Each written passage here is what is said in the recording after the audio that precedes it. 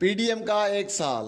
حسن جاوید لکھتے ہیں، P D M حکومت کو ایک سال ہو گیا ہے۔ اس دور میں ہر چیز انتہا کو چھو گئی، وہ سیاست کی بے رحمی ہو، عدلیہ کی بے حسی ہو یا بڑے گھر والوں کے نخرے۔ کسی سویلین حکومت کو اسٹیبلشمنٹ کی جانب سے اتار دینے والوں کا نوحہ پڑھنے والوں نے ایک سویلین حکومت کو چلتا کرنے کے لیے اسٹیبلشمنٹ سے ہاتھ ملا لیا، اور وہ یہ بات بھول گئے کہ بدترین جمہوری حکومت اچھی آمریت سے بہتر ہے۔ اور منطق یہ ہے کہ جمہوریت میں ادارے اور لوگ اپنی غلطیوں سے سیکھنے کے عمل میں رہتے ہیں اور آگے بڑھتے رہتے ہیں۔ سویلین لوگوں نے سویلین حکومت کو گرا دیا۔ اس ایک سال میں جو ہوا اس کا ایک مخصوص پس منظر ہے۔ نواز شریف کی پچھلی حکومت ٹھیک چل رہی تھی، کچھ ایشوز اسٹیبلشمنٹ کے ساتھ ضرور تھے، لیکن معاملہ نرم گرم ہی تھا۔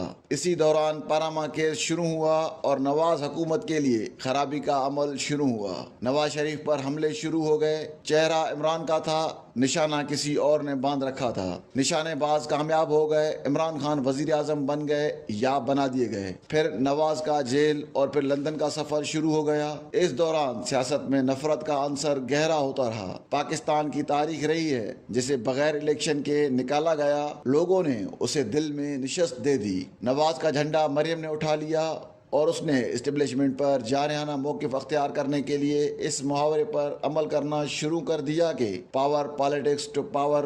لوگ مریم کے گرد جمع ہونے لگے۔ مریم T20 کے کسی جارح سلامی بلے باز کی طرح وکٹ چھوڑ کر اسٹیبلشمنٹ کے ہر گیند کو زوردار ہٹ لگا کر پیویلین میں پھینکتی رہی۔ اس کے ہر چھکے پر بڑا گھر پریشان اور عمران حیران ہوتا رہا۔ مریم کا ہر چھکا اسے ضمنی انتخابات میں ایک نشست دلا رہا تھا۔ یہاں لوگوں نے اس کا تقابل بے نظیر سے کرنا شروع کر دیا، لیکن جلد ہی یہ کام بند کر دیا گیا کیونکہ مبصرین نے احساس کر لیا تھا کہ یہ تقابل بیکار ہے۔ بے نظیر نوجوان تھی، اس کے باپ کا سایہ بھی اس کے سر پر نہیں تھا اور اس کے پھٹے چپل پہننے والوں کارکنوں پر کوڑے برسائے جاتے تھے۔ وہ سخت ترین حالات سے گزری تھی، لیکن بے نظیر نے آمریت سے برسوں جنگ لڑی۔ ادھر کام عمران سے بھی نہیں ہو رہا تھا۔ لانے والے پریشان تھے کہ کیا کریں اور کیا نہ کریں۔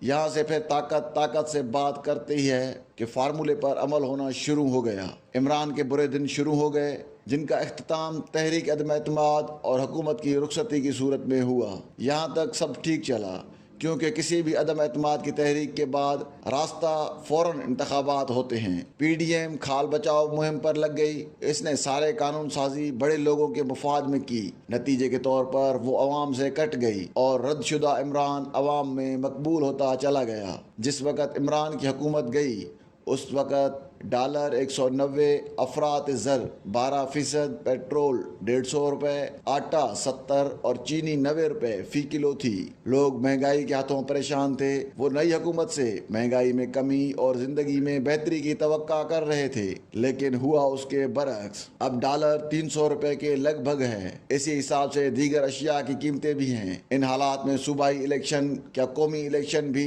نون کی مفاد میں نہیں ہے؟ اس لیے وہ مستقل اس کاوش میں لگے ہوئے ہیں کہ الیکشن جتنی دیر تک ملتوی کیا جا سکیں کیے جائیں۔ سوال ہے کیا کیا جائے؟ کیا صرف ایک دوسرے کے خلاف الزامات سے معاملات بہتر ہو جائیں گے؟ ایسا بالکل نہیں ہوگا۔ ابھی بھی وقت ہے، سب اپنی غلطیاں تسلیم کریں اور انتقامی سیاست کو دفن کر کے معیشت پر سیاست نہ کرنے کا معاہدہ کریں۔ پھر الیکشن میں جو پارٹی جیتے اسے 5 سال سکون سے کام کرنے دیں۔